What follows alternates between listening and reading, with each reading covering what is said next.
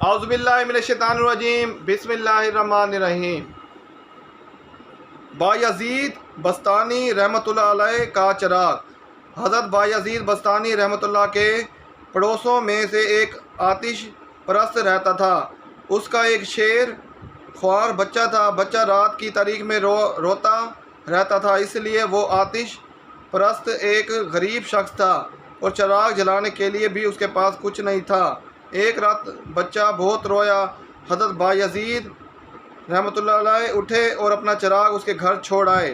بچہ چپ ہو گیا۔ دوسری رات بھی حضرت بایزید رحمۃ اللہ علیہ نے ایسا ہی کیا اور تیسری رات بھی اس کے اس سلوک کا اس آتش پرست کے دل پر بڑا اثر ہوا اور اپنی بیوی سے کہنے لگا کہ جب شیخ بایزید رحمۃ اللہ علیہ کی روشنی ہمارے گھر میں آ پہنچی ہے تو اب ہمیں زیبا نہیں کہ ہم کفر کی تاریکی میں بھٹکتے پھریں۔ چلو اٹھو اور شیخ کی خدمت میں حاضر ہو اور مسلمان ہو جائیں۔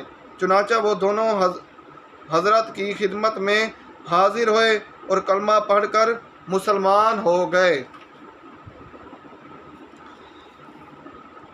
دیکھا آپ نے حسن اخلاق کی برکت سے مجوسیوں کا خاندان مسلمان ہو گیا۔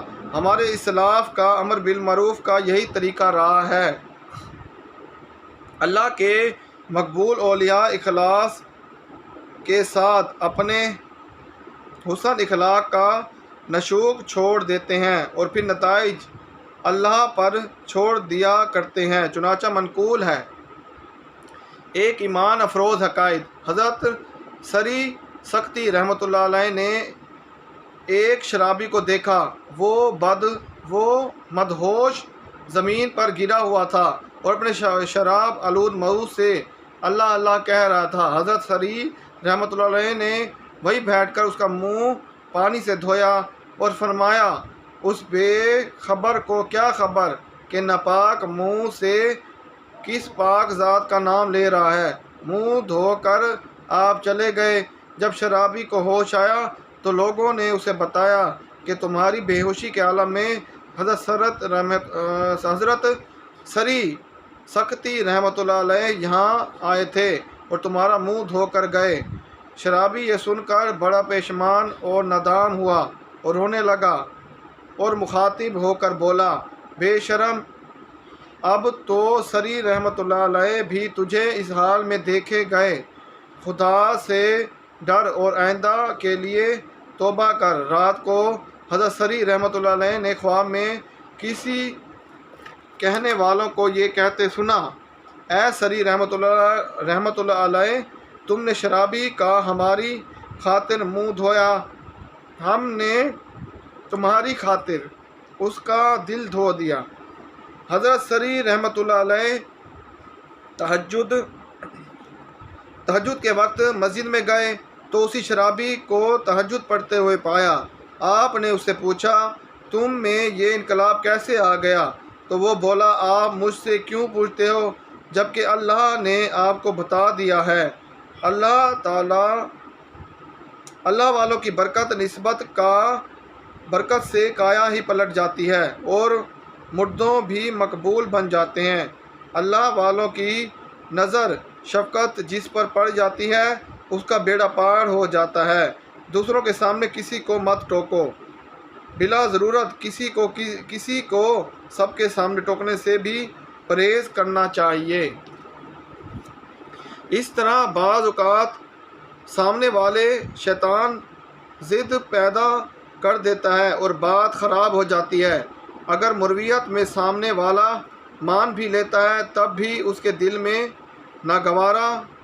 ناگوارا سی رہ جاتی ہے اور یہ اچھی بات نہیں۔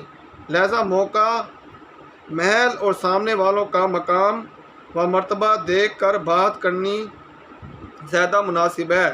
چنانچہ حضرت ابو ذر رحمۃ اللہ علیہ فرماتے ہیں جس کسی نے اپنے اسلامی بھائی کو اعلانیہ نصیحت کی اس نے اسے رسوا کیا اور جس کسی نے چپکے سے کی تو اس نے زینت بخشی۔ علماء حق و مشائخ کرام کو ہرگز تنقید کا نشانہ نہ بنائیں، بالفرض کبھی ان مقدر شخصیت میں کوئی امر قابل اعتراض پائیں بھی تو ایک دم ٹوک دینے کے بجائے کوئی ایسا تربیت اختیار کریں کہ بات بھی بن جائے اور بزرگوں کا ادب بھی برقرار رہے۔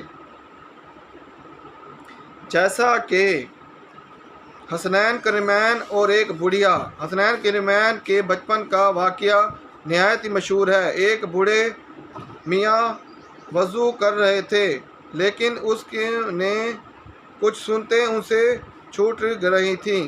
وہ جب فارغ ہو چکے تو دونوں شہزادوں نے فرمایا، چاچا جان ایک درخواست ہے، وہ یہ ہے کہ ہم دونوں وضو کرتے ہیں، آپ برائے کرم ہم دونوں کے وضو کو غور سے دیکھیں۔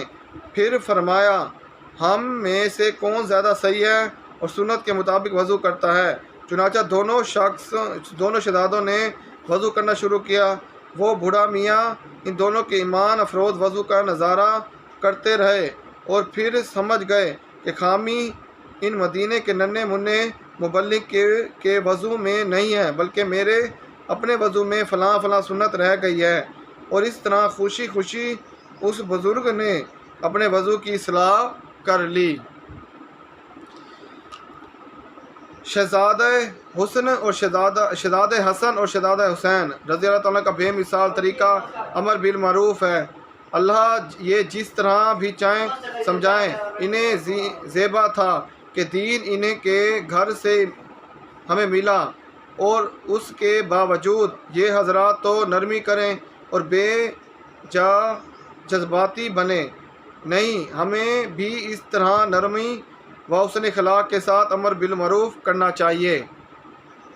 جی ہاں دوستو، آج کی ہماری اگر ویڈیو آپ کو پسند آئے ہماری ویڈیو کو لائک کمنٹ شیئر ضرور کریں، ہمارے چینل احمد جانی کو سبسکرائب کریں اور ساتھ بیل آئیکن پر بھی کلک کریں۔ السلام علیکم۔